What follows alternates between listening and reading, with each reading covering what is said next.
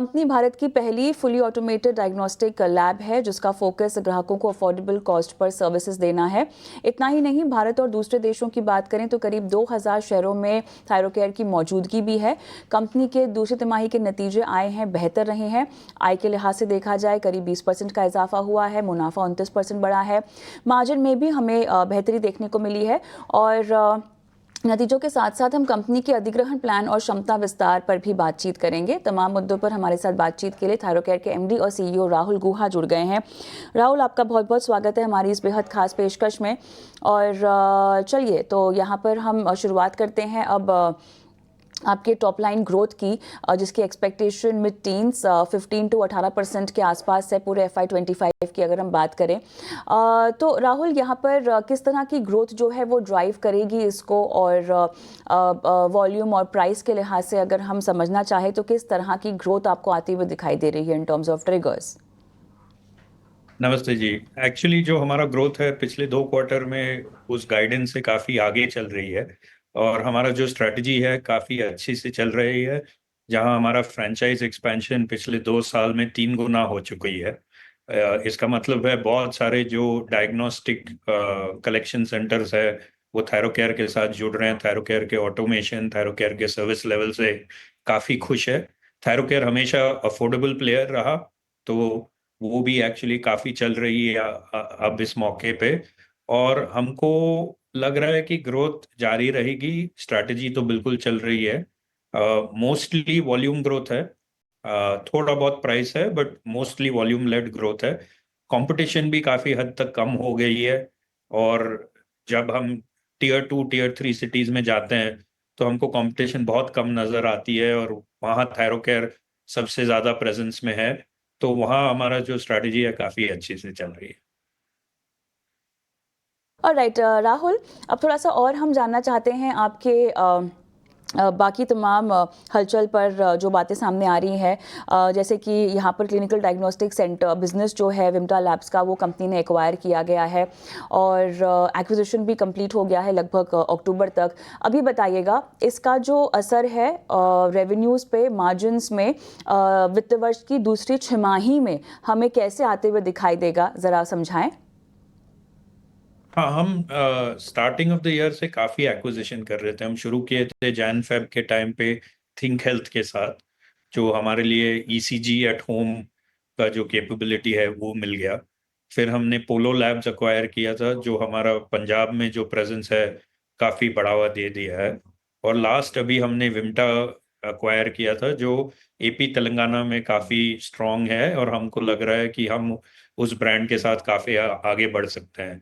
हमारा जो एक्विजिशंस है छोटे छोटे एक्विजिशन है, पर है जहां हम काफी वीक है थायरोकेयर के नजरिए से। जैसे कि पोलो जो पंजाब हरियाणा में हमको काफी बढ़ावा दिया है, एपी तेलंगाना में विम्टा हमको काफी बढ़ावा देने वाला है। और आगे से हम राजस्थान, गुजरात, नॉर्थ ईस्ट में भी अभी एक्विजिशन के मौके ढूंढ रहे हैं, और काफी काम चालू है उसमें। बट एज मैंने जैसे बोला था, वो काफी छोटे एक्विजिशन है। तो आप कुल मिला के रफली पर क्वार्टर 5 से 6 करोड़ की जो रेवेन्यू की बढ़ावट दिखेगी, वही आपको दिख जाएगा अगले 2-3 क्वार्टर में। राहुल, जब बात हुई थी आपसे पिछली बारी तो ये कहा गया था कि कंपनी जो है वो थोड़ा सा परफॉर्मेंस के लिहाज से इंतज़ार करेगी तंजानिया में एक्सपेंशन करने से पहले।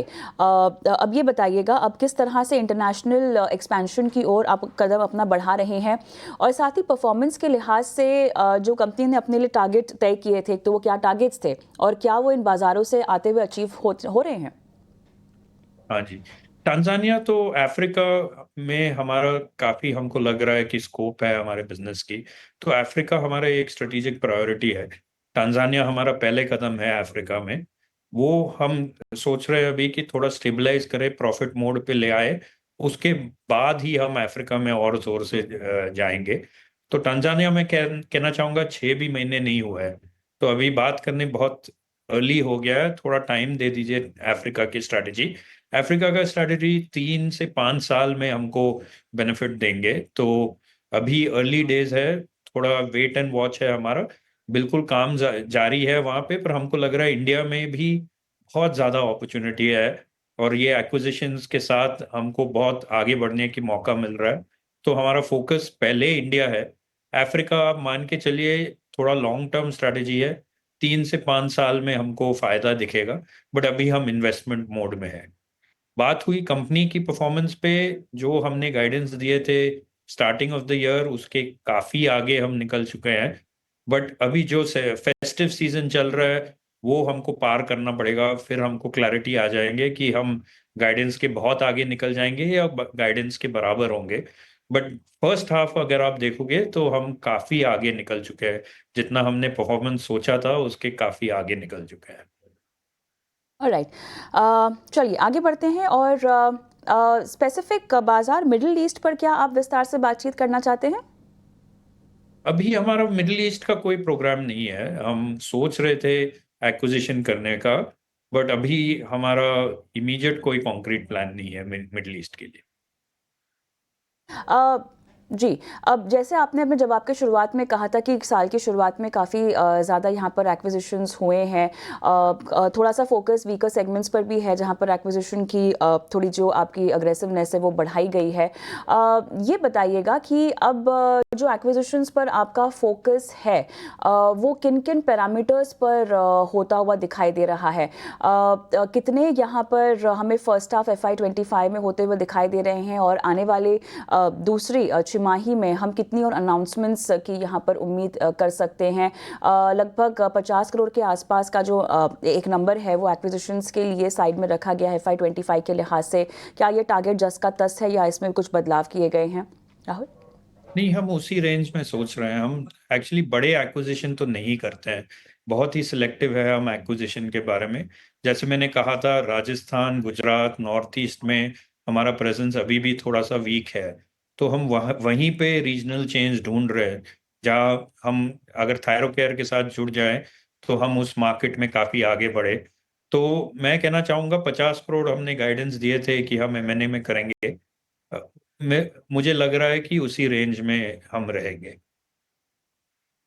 अ, राहुल, यहाँ पर जब बात हुई थी तो preventive health care in India का जो पूरा मार्केट है वो कहा था कि काफ़ी तेज़ी से आगे बढ़ रहा है, काफ़ी अच्छे से ग्रो कर रहा है। अब इस बढ़ते हुए प्रोस्पेक्ट को आप कितना भुना पा रहे हैं? इस स्पेस में किस तरह के इनोवेशंस किए जा रहे हैं? किन किन बातों पर ध्यान दिया जा रहा है? अगर ये इतना ग्रोइंग सेगमेंट है तो कैसे आप अपने पैर पसार रहे हैं?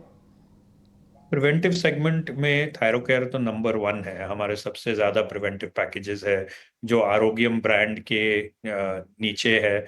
जो हम काफी मतलब ग्रोथ हमारा जो दिख रहा है उसमें बहुत ही अच्छा है, ओवरऑल मार्केट से बेटर है। थायरोकेयर में भी सबसे फास्टेस्ट ग्रोइंग सेगमेंट प्रिवेंटिव है। बट उससे ज्यादा हम अभी आरोग्यम जो है एनुअल हेल्थ चेकअप, या जो माना जाता है फुल बॉडी चेकअप के तौर पे माना जा रहा है, हम अभी उसको काफी स्पेशलाइज तरीके में लेके जा रहे हैं। जो हमारे जांच पैकेजेस है, जो अगर आपको डायबिटीज हो चुका है तो बहुत ही specialized preventive care diabetes package है हमारे पास। हार्ट हेल्थ के बारे में है, कैंसर और बहुत सारे जो क्रॉनिक डिजीजेस या लाइफस्टाइल डिजीजेस में स्पेशलाइज्ड पैकेजेस है जो प्रिवेंटिव तौर पे देखा जा सकता है। वहाँ हम काफी एक्सपैंड कर रहे हैं और हमको लग रहा है कि वहाँ बहुत स्कोप है। फुल बॉडी चेकअप जो है, मुझे लग रहा है 2-3 साल पुराना हो चुकी है। लोगों को अभी स्पेशलाइज्ड प्रिवेंटिव केयर की जरूरत है और हम उस दिशा में चल रहे हैं। ऑलराइट, अब जैसे कि हम सब जानते हैं कि AI बेस्ड हेल्थ कंपनीज जो हैं वो पूरे डायग्नोस्टिक सोल्यूशन में एक नया तरीके का दौर भी लेकर आ रही हैं। नए तरह के इनोवेशंस भी हो रहे हैं जो कि ऐसे कहा जा रहा है कि भविष्य में काफ़ी हद तक डोमिनेट करेंगे इस पूरे डायग्नोस्टिक सेक्टर को। किस तरह से आपको लगता है कि AI स्पेस इस पूरे सीन को चेंज कर रही है, डायग्नोस्टिक स्पेस के चेहरे को बदल रही है, और उसी लाइंस पर आप कैसे आगे बढ़ रहे हैं? एआई मैं कहना चाहूंगा पेशेंट के तरफ से तो ज्यादा बदलाव नहीं आएगा, क्योंकि फाइनली ब्लड सैंपल तो लैब में ही टेस्ट होना है। पर रिपोर्टिंग में जो रिपोर्टिंग एक्यूरेसी, जो हमारे पैरामीटर्स क्वालिटी चेक करने में सब कुछ, जो स्लाइड रीडिंग में एआई हमको काफी हेल्प कर रहा है।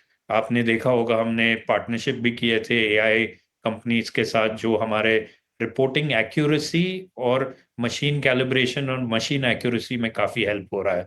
उससे हमारा एफिशिएंसी बढ़ता है, हमारा टर्न अराउंड टाइम भी बेटर हो रहा है। तो वहीं पे हम एआई की इस्तेमाल कर रहे हैं हमारे ऑपरेशंस में। पेशेंट के तौर पे हम ज़्यादा एआई की इस्तेमाल नहीं कर रहे हैं, पर अभी हम नए जो लॉन्च किए हैं, जहाँ मान लीजिए आप 2 साल से थायरोकेयर के साथ टेस्टिंग कर रहे हो, तो हमने अभी ग्राफ रिपोर्ट का कॉन्सेप्ट निकाला है, जो आपके 2 साल के रिपोर्ट एक बढ़िया सा ग्राफ में दिखाई देंगे। और उसमें हमने काफ़ी टेक्नोलॉजी और एआई का यूज़ किया है, जो हमको ये डेटा को इकट्ठा करके पेशेंट को ग्राफ फॉर्म में दिखाया जाए, उसमें हमने काफ़ी इन्वेस्टमेंट किया है। राइट। ये बताइएगा कि लैब एडिशंस को लेकर कंपनी ने क्या आंकड़ा यहाँ पर पार कर लिया है, और अब सेकेंड हाफ में क्या आपकी योजना है लैब एडिशंस को लेकर? हमारे लैब नेटवर्क काफ़ी स्ट्रांग है ऑलरेडी। अगर आप कहीं भी इंडिया में पिन डालोगे तो 150 से 200 किलोमीटर के अंदर थायरोकेयर की लैब तो मिल ही जाएगी।